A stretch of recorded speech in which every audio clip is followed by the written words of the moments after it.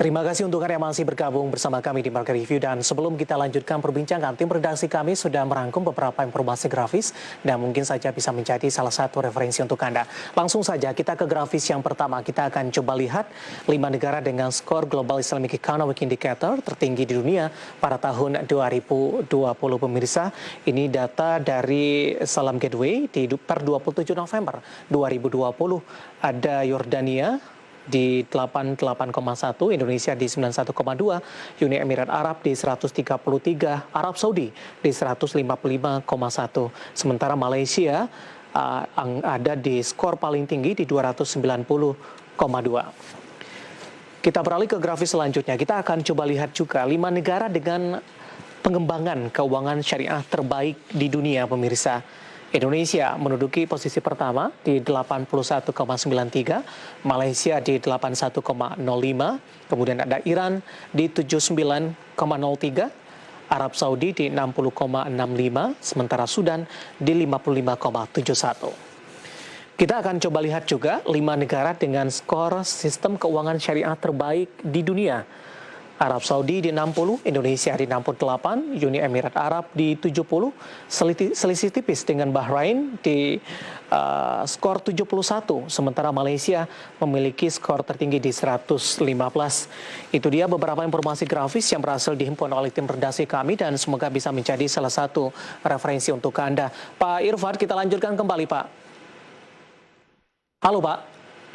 Ya, dengan beberapa informasi grafis tadi Pak Irfan yang menarik ini 5 negara dengan skor global berdasarkan indikator ekonomi Islamnya yang tertinggi ada Malaysia, kemudian juga ada 5 negara dengan skor sistem keuangan syariah terbaik di dunia, ada Malaysia juga Pak menduduki peringkat pertama.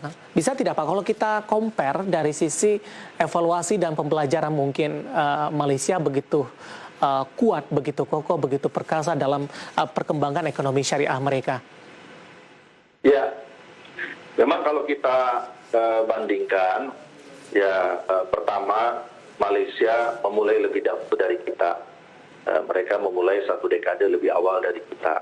Ya. Kemudian yang kedua, pendekatan yang mereka lakukan itu memang didominasi oleh pendekatan yang sifatnya top down. Artinya itu sangat ditentukan oleh dukungan kebijakan yang luar biasa. Ya contoh sederhana, tahun 1980 mereka sudah punya Islamic Financial Banking Act, ya, tapi kemudian institusinya baru ada tahun 83. Nah, kita punya bank syariah mulai beroperasi 92, undang-undangnya baru ada di 2008.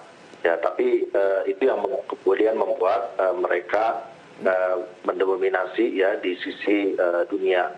Ya, tetapi bukan berarti kita tidak bisa menyusul mereka, ya, karena kita melihat bahwa saat ini pun juga pendekatan yang sifatnya top down juga sudah berjalan. Kita tinggal memang kita perlu penguatan kebijakan yang lebih afirmatif dari pemerintah. Artinya ekonomi syariah ini jangan dibiarkan bersaing sendiri, tapi dia harus didukung secara penuh, dan dari sisi kebijakan perlu ada keberpihakan yang lebih luas, ya.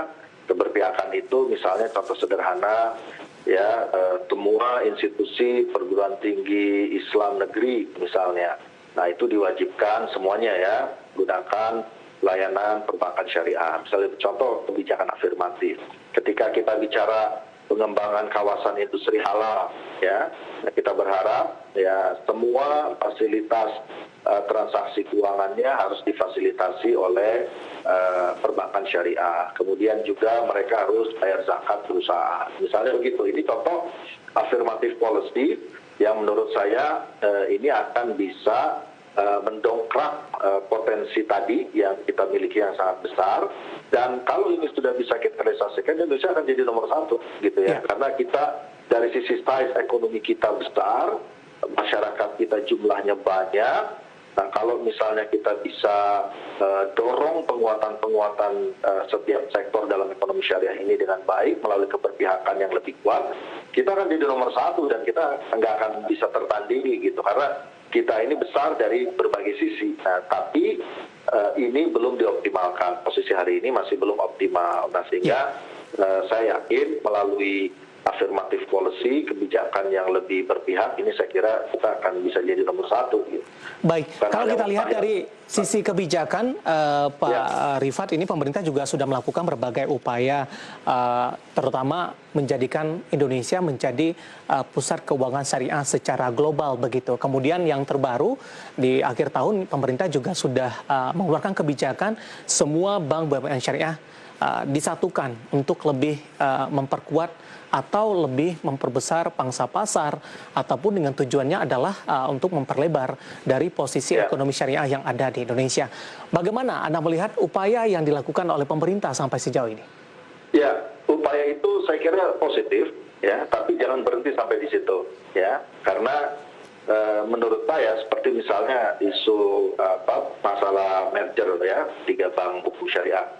Nah itu saya kira baik untuk kemudian kita melahirkan satu bank buku syariah yang kuat dan besar yang bisa yang memiliki daya jangkau yang lebih luas. Nah tetapi jangan hanya berhenti sampai di situ, ya, artinya kita harus dorong ya dengan kebijakan-kebijakan yang lainnya yang kemudian bisa membuat keberadaan bank syariah itu bisa memberikan manfaat yang lebih optimal di dalam perekonomian nasional. Nah jadi intinya adalah kita harus berani mendorong ekonomi syariah menjadi new mainstream, ya, menjadi arus baru. Nah ini yang saya kira perlu kita wujudkan dalam kebijakan-kebijakan yang yang lebih kuat lagi. Bahwa sekarang trennya ke arah yang positif, saya kira iya kita akui trennya positif, tetapi yang kita perlu adalah tren yang sifatnya anorganik lah. Jadi artinya pertumbuhan dan perkembangan ekonomi syariah ini memang harus melalui terobosan-terobosan kebijakan yang signifikan mempengaruhi. Nah seperti contoh-contoh yang saya sebutkan tadi itu kalau bisa direalisasikan itu bisa menjadi satu breakthrough yang luar biasa. Nah jadi karena itu menurut saya ini menjadi tugas kita.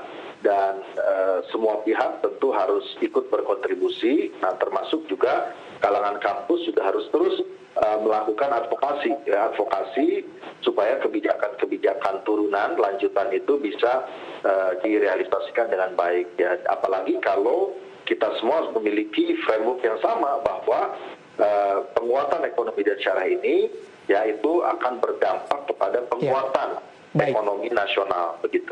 Oke, terakhir singkat saja, Pak Irfat, bagaimana Anda melihat perkembangan ekonomi syariah di 2021 ini dari sisi proyeksi, Pak Irfat? Ya, kalau dari sisi proyeksi, insya Allah kita akan tumbuh positif ya ekonomi dan keuangan syariah ini di 3 sektor, baik sektor real syariah, sektor keuangan syariah maupun sektor ziswaf. Ya, dan apalagi kalau kemudian pemulihan atau recovery ekonomi Indonesia ini bisa berjalan dengan baik ya sehingga kita harapkan di tahun 2021 ini kita bisa tumbuh secara positif. Jadi saya optimis ya 2021 meskipun tekanan ekonomi dan ketidakpastian global masih sangat tinggi, ekonomi syariah bisa menyumbangkan kontribusinya terhadap perekonomian kita. Baik. Pak Irfat, terima kasih sudah bergabung bersama kami. Dan terima kasih juga atas penjelasannya. Sehat selalu, Pak. Terima kasih. Baik. Sehat selalu juga, Mas David. Terima kasih, ada Bapak Irfat Syauqi-Bek, ekonom syariah dari IPB. Dan tadi kita berbincang perkembangan ekonomi syariah di tengah pandemi dan juga bagaimana kondisi dari sumber daya manusia yang ada di sektor ekonomi syariah. Kita akan jeda terlebih dahulu dan tetap di tempat Anda, karena setelah ini kita akan coba membahas topik yang berbeda. Kami akan segera kembali sesaat lagi.